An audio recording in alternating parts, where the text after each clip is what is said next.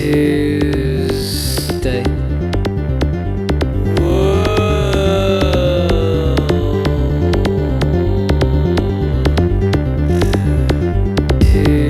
Tuesday. Tuesday.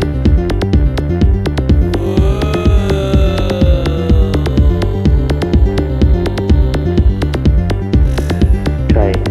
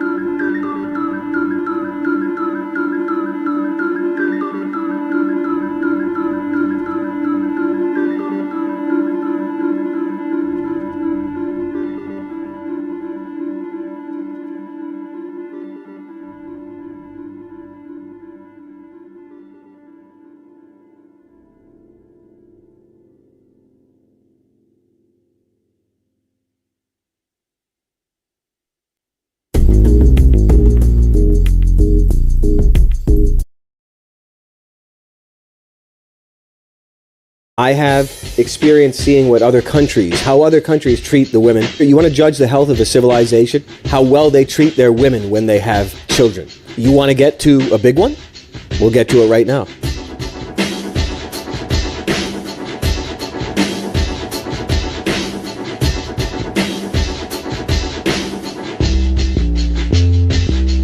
How are women treated in this civilization, in this culture? Is their life treated with dignity? The answer is, of course, no. What do you get? What do you get when you, let's say, are married? Let's say have children. You could say you're married.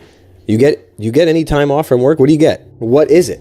Do you get money? No. Do you get a house? No. There are countries around there. I've seen it with my own eyes.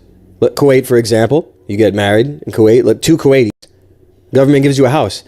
Now look, this is, hey, it might take a while, I have no idea, but generally speaking, you get money and you get a house and all different kinds of things. Maternity leave, incentives. I'm not trying to get down a rabbit hole. We could talk about the population demographics, but I'm not trying to get into that.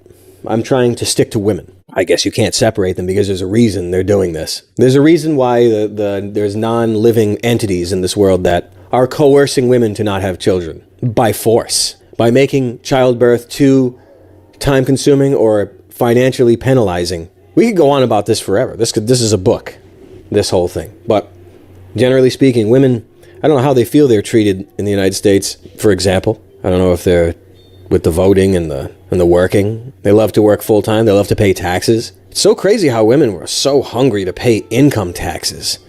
I had no idea they had that burning hunger inside of them. I'm not going to have children. I'm going to work full time. And then I'm just going to fucking die. It takes witchcraft to make that work. It takes witchcraft to make them go along with that. In regards to the power that women have in procreation, the only power they have these days with ease is to exercise their right of abortion. Hey, and that's fine. Whatever. What, I mean, we could, it's like the Mayan pyramid, and everyone knows this by now, right? Everyone knows this by now. The hearts and the deaths at the pyramid, toppling down the pyramids, it never ended. It only changes pants. It changes pants. The death never ends because it's a religious sacrifice. So it's kind of interesting that the only right that women have is just to have an abortion. The only right they have, the easiest choice they have is not even to deliver a baby. You deliver the baby, there's no incentive to. You hardly get tax breaks. There's some costs. It's not super, super expensive, but there are costs and this and that. It depends if you're both working. There's a bunch of stuff. If you're both working and all that, then I couldn't even calculate it. What is it for, let's say, daycare? Daycare? That's what we got in our society, and our civilization is so advanced. We don't work less. Oh, we've learned to work more. So there's daycare required. Someone from the future, hey, we're from 1802. You're 2024? Oh my God, did you guys solve the problem of having to toil for 40 hours a week? Actually, now that you mention it, we found a way to make even the women toil for 40 hours a week. What? What? Who the hell wants to work? Oh yeah, and you gotta pay income taxes too. What? What kind of a time-traveling mission is this? They take money from your income and they kill babies with it and, replace you from, your country and spray stuff in the air, reduce your lifespan. That's what they use your money on. Really? Wow, that's solving a lot of problems. A lot of problems have been solved in the last century of our civilization, hasn't it? We've learned to force women to vote. We've learned to force women to work full time. We learned to force them to not even bother having children anymore because it's made hard. The job of the government is to make your life artificially hard.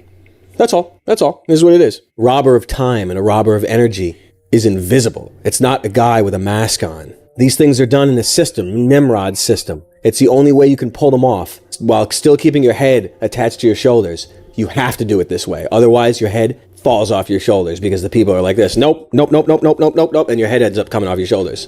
You have to do it like this. I'm just letting you know. Just like with women, what do women get? Can we get 6 months? Or can we get a year off work, 6 months, full pay, whatever, half pay, it doesn't matter, whatever? No. Can we have some children, and stay home? Can help us with the cost of anything at all? Anything at all? No. If you couldn't afford children, you should have thought twice before having them. Oh. Then you'll get the snark. We all know that's not the truth, though. We all know the world is annihilated. We all know by now that it shouldn't be like it is right now. You're on your own. You can't afford things. I mean, blah, blah, blah. We could talk about, blah, blah, we are. I got to get my sound clips back out. You get neither that, nor that, nor that. You want to keep your house and this and that. You could always sell, move to, I know, you could, there could always be excuses, but right now we're doing brass tacks. Can we get a house? No. Can I get time off of work so I don't get fired? No. Can I stay home from work and still keep up with things and, all this stuff? No, you'll lose your mortgage. Default your mortgage if you both stop working. Do you know what a prison is? Do you know what a death house is? Do you know what the worship of death is? That, what I just described. That's death machine right there. That's a dead machine. Women are absolutely robbed of everything that they used to have. I'm not going to say the 50s were the best. It's easy to say the 50s, this and that. I don't even know what it's supposed to even mean. And you know what? I don't care what it's supposed to even mean. Whatever time it was in the past, it could have been 15 minutes in the past. It was still better than right now. So people that say that nitpick about the times and eras suck fucking, you know what I'm saying? Don't even want to hear that. Women get nothing but a gas chamber death. It's the best they can hope for in this world. Isn't that great? That's why we fought the Nazis, actually. That's why we pay taxes. That's why women fought to vote. That's why they fought to compete in the workspace and all that stuff. They gave their life away. Sucks. It's incredibly devastating. The only right they have is for an abortion. I'll say it again if I have to say it. And I'm just speaking in brass tacks. I'm not looking for lightning politically or anything like that. Generally speaking, well, they used to have the right. Well, I don't know if they still do. Do they have the right to accuse anyone of, harassment or sexual abuse? I don't know. Do they still do that? There was a couple of years of that, right? I just don't know if it's still like that. But anyway, I'll just say it again. They've given everything. They've betrayed themselves for nothing. The usual is what it is. It's unfortunate. Unfortunate is not the word. The word is dead machine is the word. I find that interesting. Anyone campaigning on those? Even just maternity leave. Anything at all. No. It's you know what. It's a bosh. It's you know what. That's the only thing there is. A bosh. Tadow. That's the only right you have. Abortion. Tadow. That's the only thing they can do. Can I stay home? You lose the house. Tadow. Can I have kids? You lose your job. Tadow. The only right they have left at the end of our day is abortion. Gosh. It is not looking good, especially my eyesight. It's really sad. It's really, really, really sad. Oh, the sadness of it. Isn't it sad? Isn't it sade? This is just sade. It's enough to make you crazy, isn't it? Thickest glasses, 2024. Sade. It's a bit sade. Anyone else understand these issues here? I mean, of course, these aren't complicated spiritual issues. These are issues of, fiduciary. They're financial enslavement, debt slavery, divide and conquer. It's the regular. I mean, we could pick out a book. Someone send me a good book so I could use the right terminology. I should go to the war college.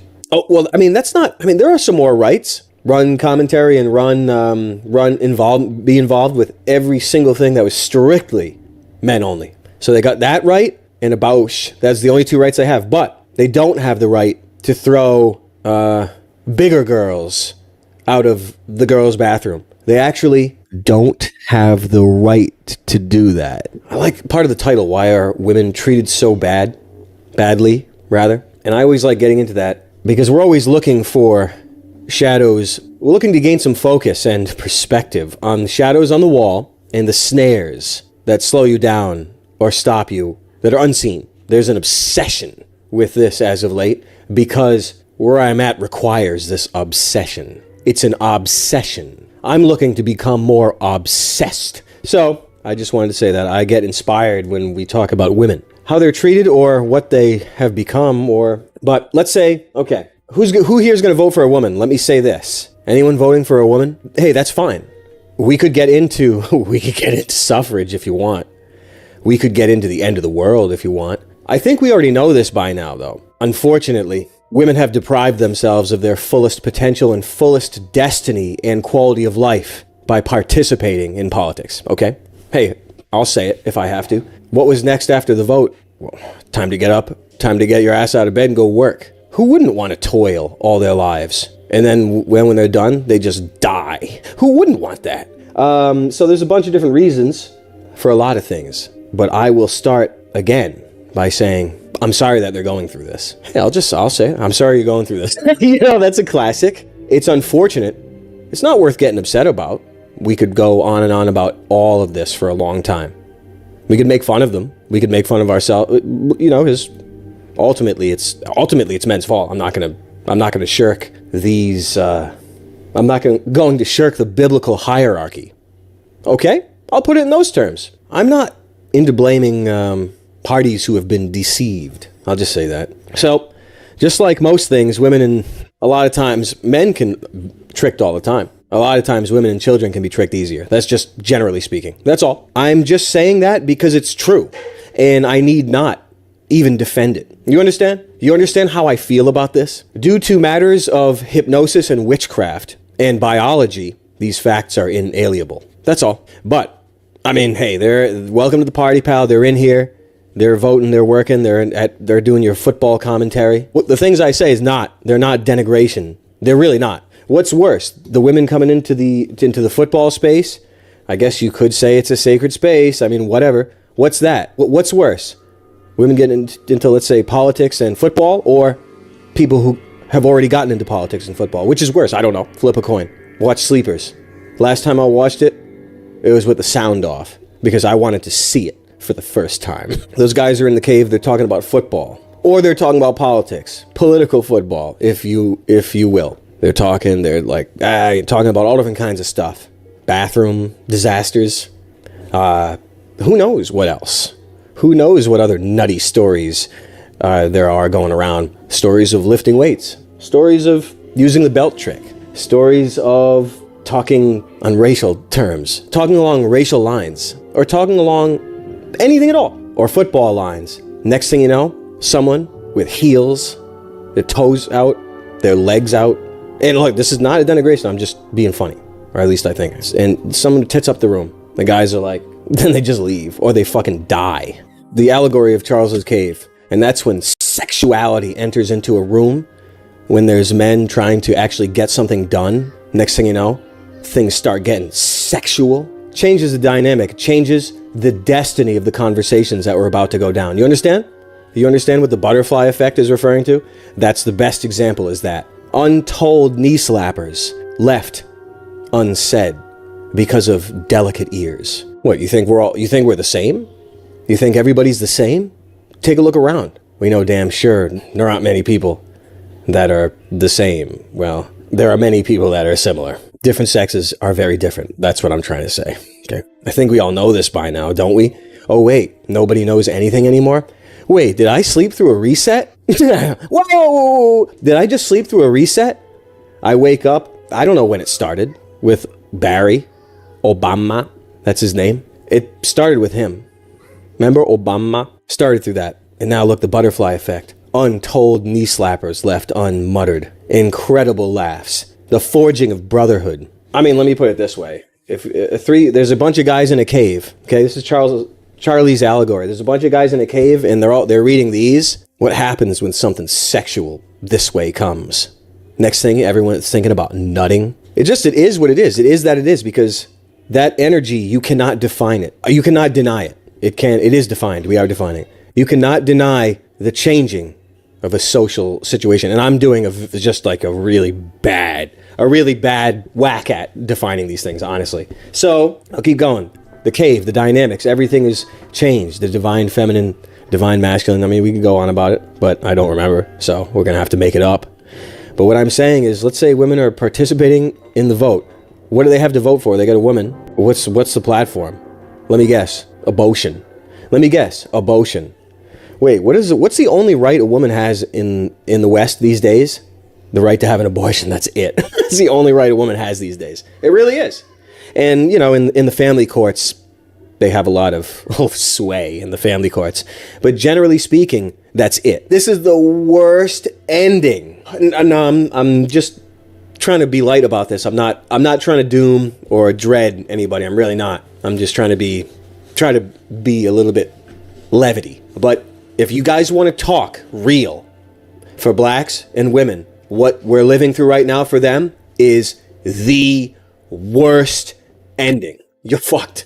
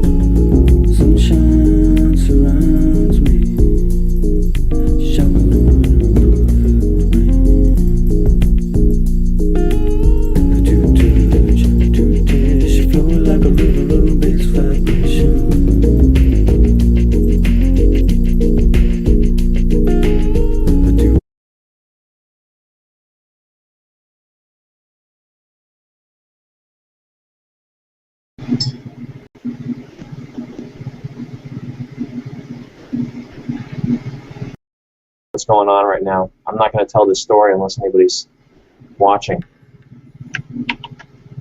But I do have one hell of a story that's going to rock your world.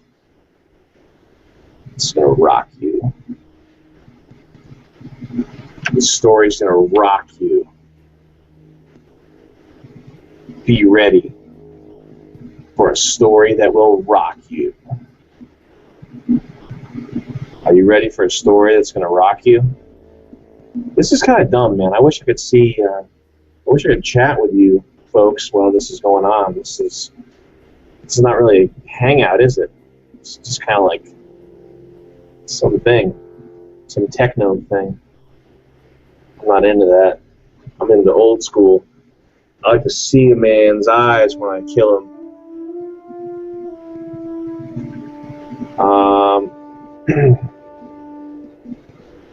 Man, this really is the future, though. I got Facebook open in one window, and I got Google open in another window.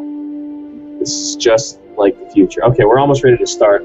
I'll start the story in a second here. We got 24 viewers. That's enough for me. That's enough for little old me. Okay? I don't need a whole, I don't need to captivate a nation. I'm cool with just telling you guys a cool story. And what a story it is. What a tale.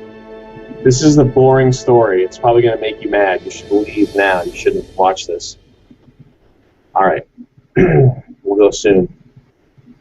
Can someone... fuck, man. I got candles going. Can you see the reflection in my glasses? Got the candles going.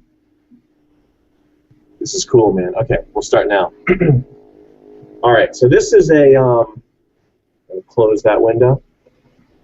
So this is a story. This is a boring story, and but it has to be told, and I'm the only one that's ever going to tell it because this guy's dead now, and anybody else who told it to would have thought that he's a crackpot after about 5 minutes of listening to him. And the only reason I listened to him for long enough to get to the bottom of it was because I was worried that he was going to try to rape me or kill me or something if I left. All right, so this is a story about a guy named Larry and his father. Now, Larry's not the real name. I forgot his real name. I forgot his father's real name. But I met him on the road. I am a man of the road. I like to feel the wind in my hair. I like to go on adventures. This is my OkCupid profile. And I met this guy, and it was at a gas station bathroom. No, I'm kidding about that.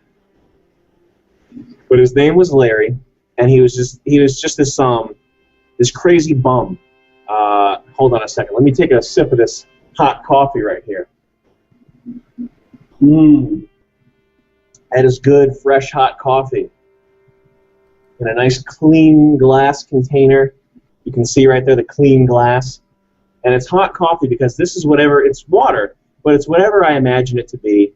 And right now I'm imagining it to be hot coffee. I could also imagine it to be, cold, sweet soda. I'm going to imagine that for a second. Hold on. Oh, that's some good root beer. I invite you to try that yourself. It's a little trick I learned in the Army. Now, anyway, I met Larry, and he was crazy. He was out there. If you met Larry, you would have thought to yourself, this guy's probably been struck in the head by lightning more than a few times. He gave me the impression of somebody who had been hit by a bus and dragged for a while. It didn't seem like he had like drug or alcohol related problems, but he definitely had some sort of traumatic brain damage type stuff going on. And it was cool because he was talking about 3 inches from my face, and I could smell his stinking bum breath. And there was really no quarter. I was kind of cornered, and I had to listen to this guy. And as long and drawn out and boring as my story is, his was 10 to 20 times longer. For the first half an hour, not exaggerating, the first 30 minutes, all I got out of Larry was, my dad is the top student. My dad was the top student. Yeah, my dad was number 1, 2, 3, the top student, the best student in the whole country, the whole world, as a matter of fact, the best student. He was. My dad was. He was number 1 for 20 minutes at least. If we're going to be perfectly straight up, not exaggerating, at least 20 minutes of that. The whole time, I'm like prodding him, like, what do you mean he's the top student? What are you talking about? What do you mean? He gets a little bit more detailed.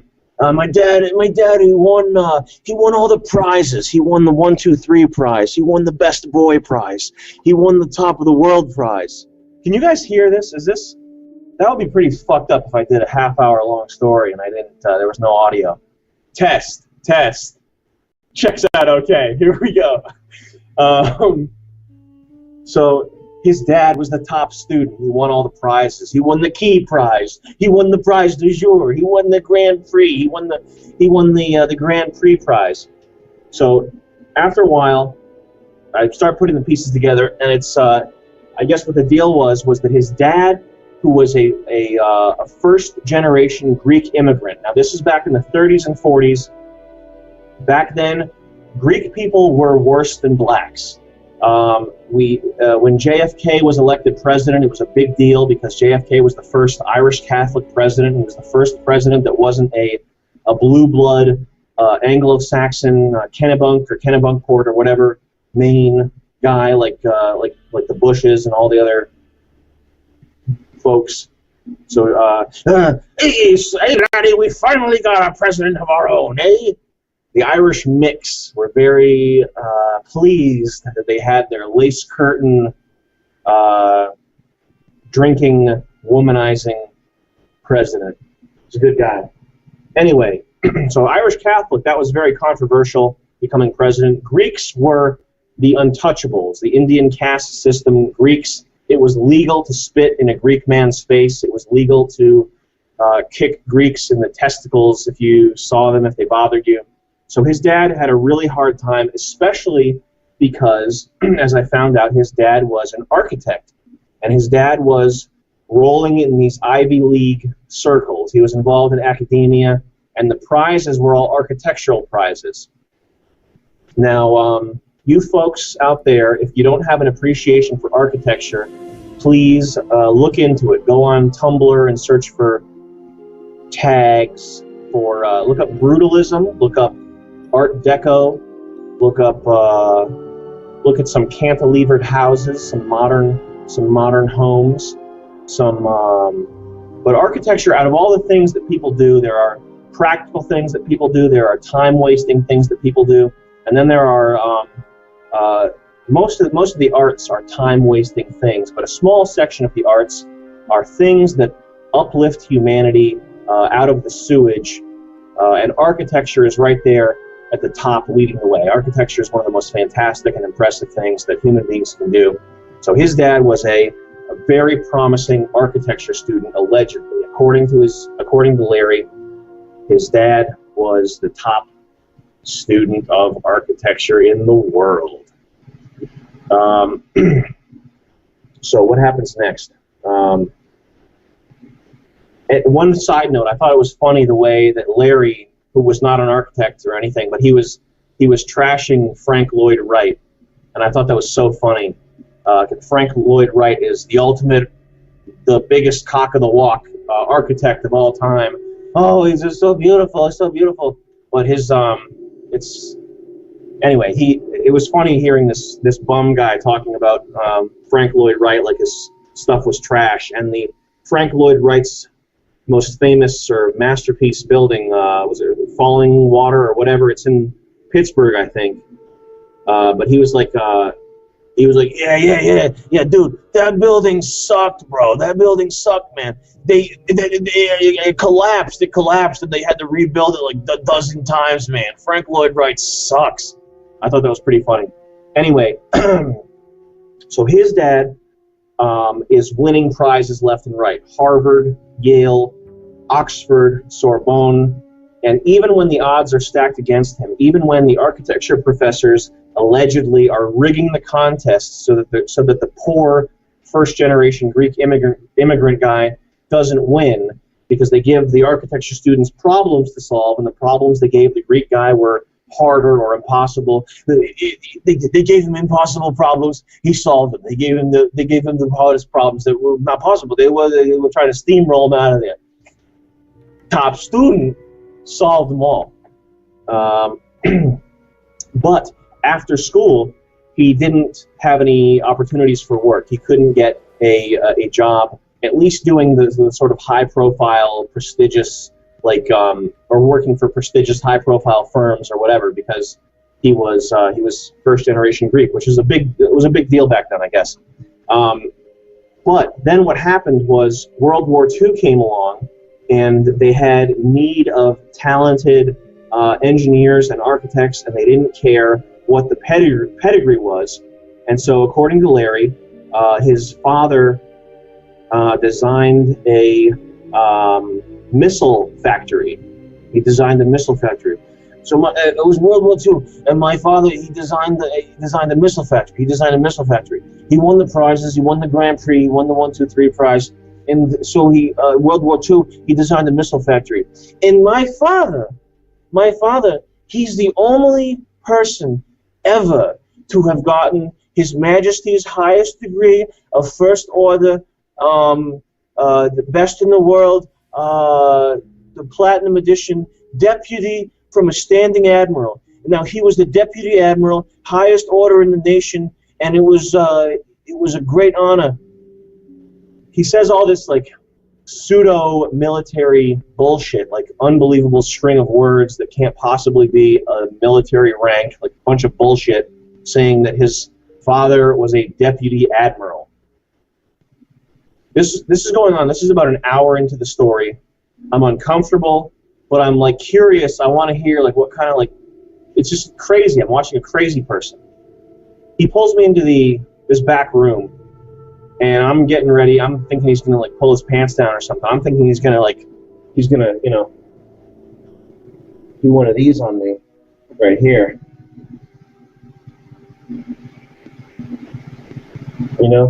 I'm thinking I'm in store for one of these.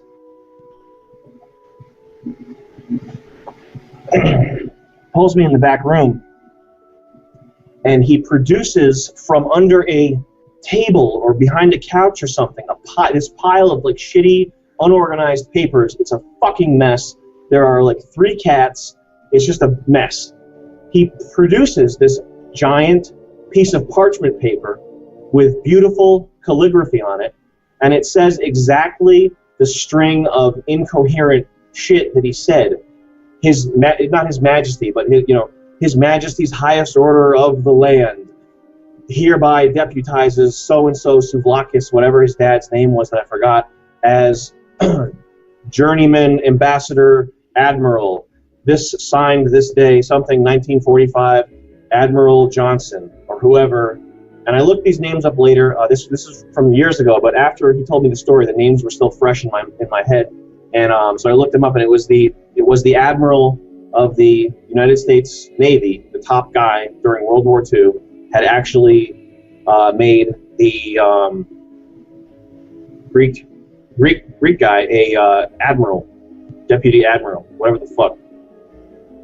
So I guess the admiral of the United States Navy was friends with the CEO of Alcoa or the U.S. Steel or something like that. Some sort of steel concern that brought him to Pittsburgh. Well, he was already in Pittsburgh. He went to Carnegie Tech. But the next thing that happened was that all of a sudden, Larry's dad was rolling with high. Oh shit! I forgot. So he's the admiral, and then he goes on his computer. He has this Hot Wheels EPC piece of shit computer. It's 800 by 600 resolution. He pulls me over to this too and shows me this after the piece of paper, and it's the whole desktop is covered with every bad icon, every kind of bloatware imaginable, my Easy PC Cleaner, Tweezle, all these things you're not supposed to install. He's got them. he goes into my documents, he goes into my pictures. There's this string of like terribly organized files, like makes no sense. Numbers as names. He knows exactly where to go, which shows me that he thinks about this every single fucking day. And I guarantee you, he tried to tell this story to everybody else that he ever talked to. And he pulls up a picture of what his father did for the U.S. Navy during World War II. And it's a missile assembly plant of some sort, giant, trains coming in from left and right. And in the center of this thing is a big rotating platform. Missiles go in on one end, the platform rotates. It's like huge, monolithic, made of cement. Missiles come out the other side. It looks so complicated and so elegant. It's like one of those gay watches that people waste money on with the complications. How many complications does your Roadmaster watch have? One of those things. But it's very beautiful engineering. And his dad was the name assigned on the blueprint. He was the lead designer of this thing. Like, amazing. So one of this guy's crazy bullshit things ended up being very true. So after this happened, after his father completes this project, he's now the deputy admiral for the guy who's friends with the head of U.S. Steel and Alcoa and the Mellons and the Carnegies, which are like the Rockefellers. They're based in Pittsburgh. He's now in high circle. He's in high society. He's rolling around with the big dudes. And he starts getting all these crazy projects thrown at him. And Larry tells me that his dad is commissioned to design a hospital. And he's like, this hospital is this is an hour and a half into the story. The hospital that he designed this fantastic, beautiful hospital, and it's so beautiful, and it had thousands more beds in it than any other hospital, and it was designed to keep the running costs down, and it was going to be cheaper. It was going to be 10 times cheaper than any other hospital. It was just a beautiful hospital. And he shows me a picture, and it's not a concept. It was like an architectural architectural drawing, and it was a beautiful hospital. And I don't know anything about healthcare or anything, but I believe what he said about it, like keeping costs down. It was just so well organized and so fantastic, and it was just awesome. And he's like, and then my dad, they gave him the whole city of Pittsburgh to redesign. They made him design the whole city of Pittsburgh. They told him to design the whole city of Pittsburgh. And I was like, oh man, Larry's going off the wheels, off the tracks here. He's going crazy.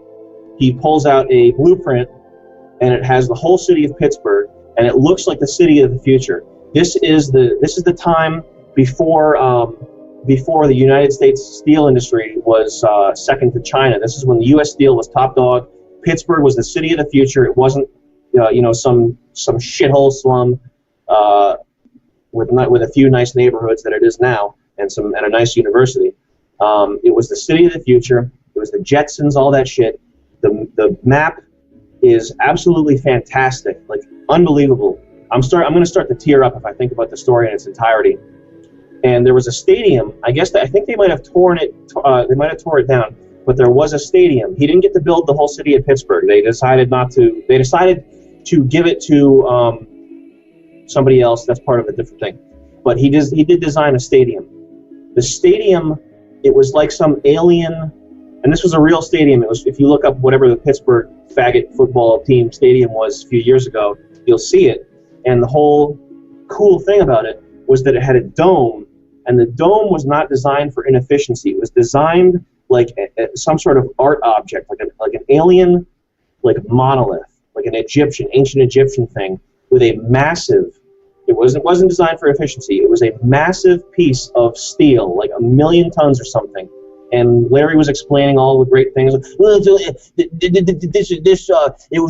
biggest piece of suspended steel ever, and it still is, and it rotated perfectly, and it kept it cool, and it made it warm. And it opened. It looks like something you'd see in a Egyptian burial vault or something. And it's gleaming in the sun. If you look at Google satellite photos of it. So his dad designs designs that, and then Larry starts talking about some real crazy shit. He says, and then they wanted my dad. This is taking an hour, and to be honest, an hour.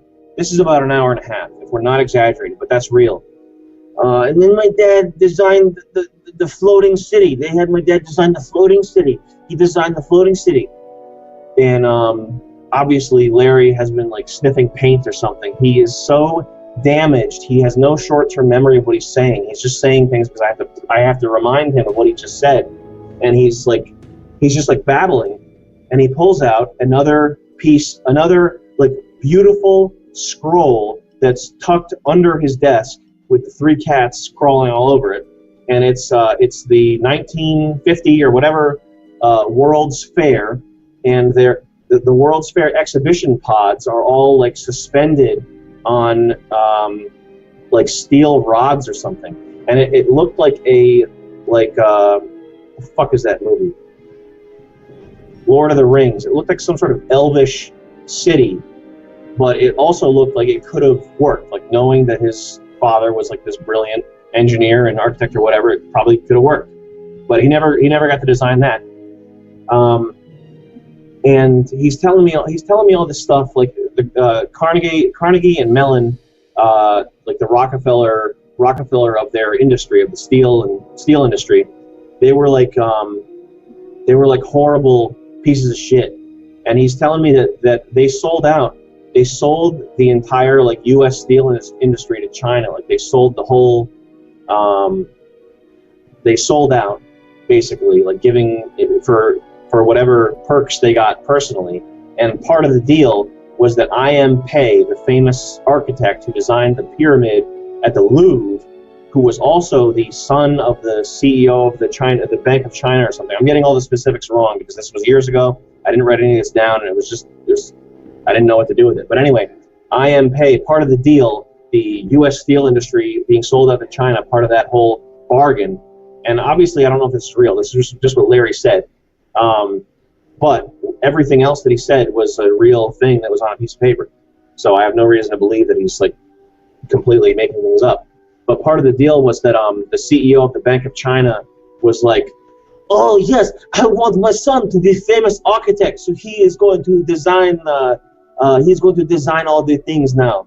And if you look up I.M. Pei, it might have been I.M. Pei that got to design the city of Pittsburgh. I'm starting to sound like a crazy old bum now because I'm telling the story of a crazy old bum. But like I said at the beginning, this is a boring story or a whatever story, haphazardly done, and nobody else probably has ever heard a word of it. When this was all said and done, the names were still fresh in my memory. I looked everything up online, and it's all like real stuff, except his father's name is nowhere to be found. There is one single website. It's not Wikipedia. It's not a big website at all. It's like a little like tiny like personal house architecture firm in Pittsburgh where his father's name is mentioned as a side note. That's it. And on all these documents that he's showing me, his father's name is featured prominently as the lead designer, the chief designer, or whatever. So we get to the crux of the story, and he is like borderline about to cry. He's like, he just looks very uncomfortable. He starts talking about how his father is having a hard time fitting in with the blue blood the American aristocrat, like Mad Men crowd. He's a short little Greek guy. They all look at him like he's a piece of shit. But he goes to a party. He goes to one of their parties, and they start passing around a bowl. And the men are putting their car keys into that bowl. And he finds out that it's a key party. And what they do is they pick out the key, and then whatever guy's car that is, they take that car, they take the guy's wife, and they go fuck the guy's wife. It was a wife-swapping party. The elites of 1950s Pittsburgh were doing wife-swapping parties. And his dad did not want to participate, and because of that, according to Larry, because he didn't want the other guys to fuck his wife, they totally steamrolled him. After that, he never had a another architecture gig. They just like fucked him, and so that was when I realized that the reason Larry is probably crazy, and he didn't strike me as like drug crazy. He didn't have the look of somebody who's like pounding Klonopin or drinking themselves to death or anything. He just looked like a broken man, and the reason he was probably crazy is because every day he thought about how his promising, brilliant father was destroyed because he didn't want a bunch of guys banging his wife. I think if there's anything else in that story.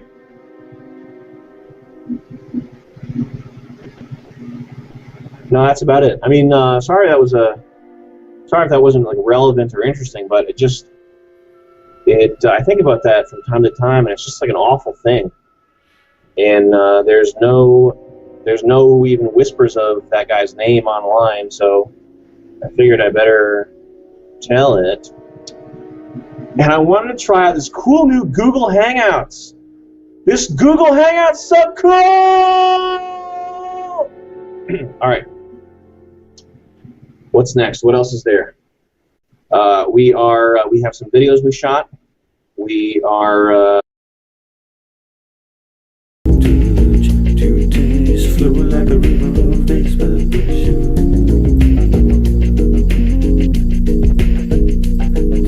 Down, down, down, down, down, until you river of sweet release. Take me down, down, down, down, down, until you river of sweet release.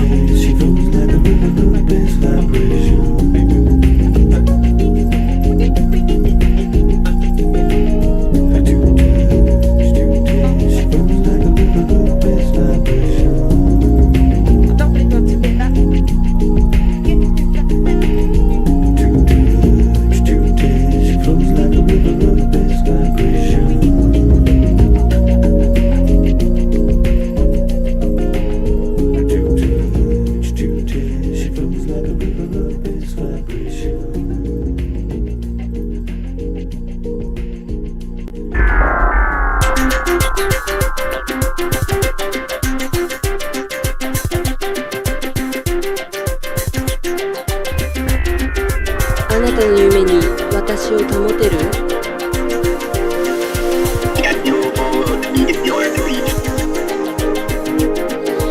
私を感じることができる？私があなたを感じるように。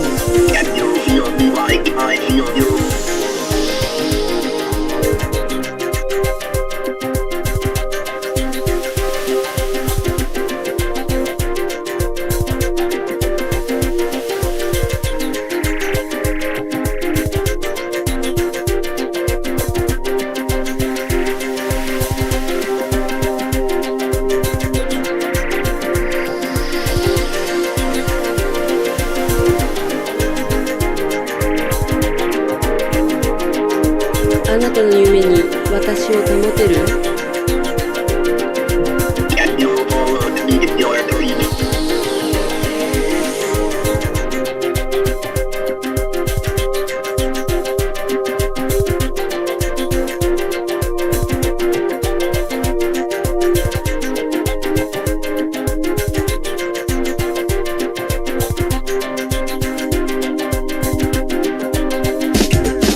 あなたの夢に私を保てる？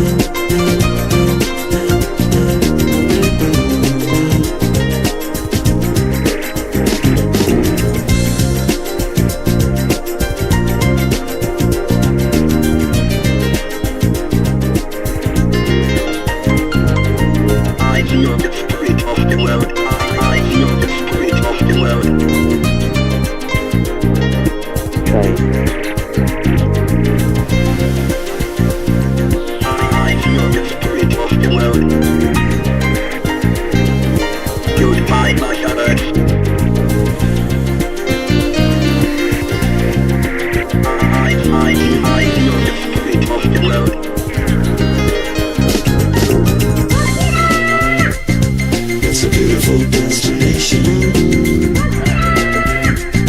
for what it's worth. A beautiful destination. Goodbye, Mother Earth. It's a beautiful destination for what it's worth. It's a beautiful destination. Goodbye, Mother Earth. It's a beautiful destination for what it's worth. It's a beautiful destination. Goodbye, Mother Earth.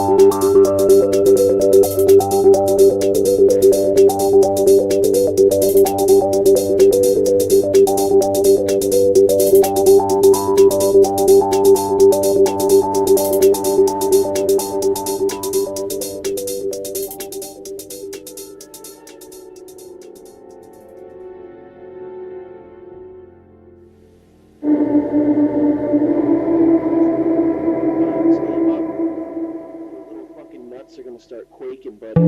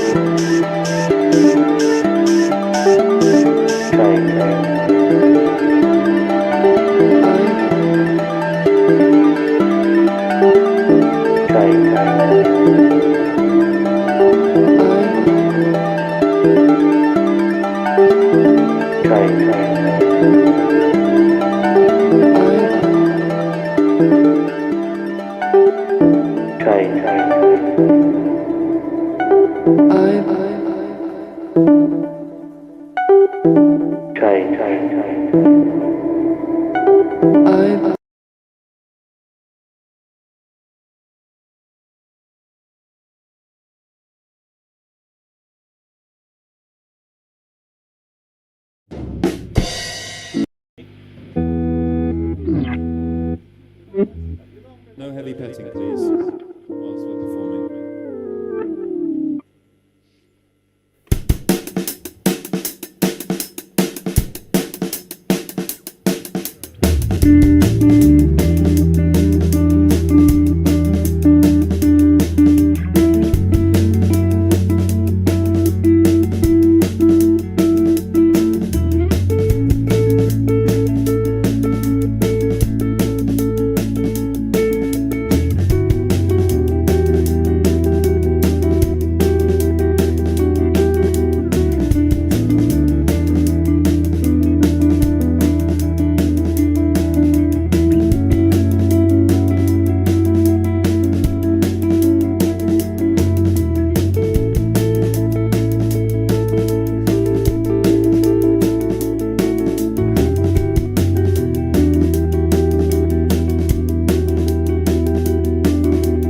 In the deepest ocean